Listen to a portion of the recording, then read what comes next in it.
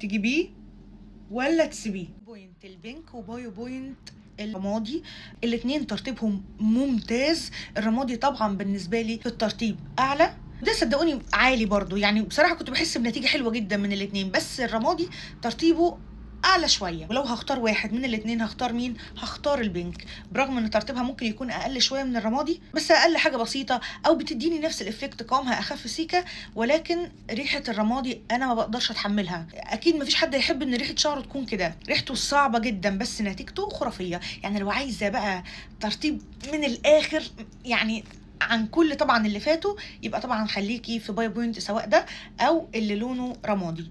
بونويل، سواء ده اللي بالقمح او التاني اللي كان بالمشمش او الخوخ، جربت الاتنين. اللي كان بالمشمش ده كان احلى من ده ما ناسبنيش نهائي سبحان الله، مع اني كنت بحبه جدا وزمان كان بيمشي مع شعري، بس لما جيت قررته تاني لا مش عارفه يمكن اتغير، بس ما مشيش نهائي نهائي، ده كان بيخشن شعري.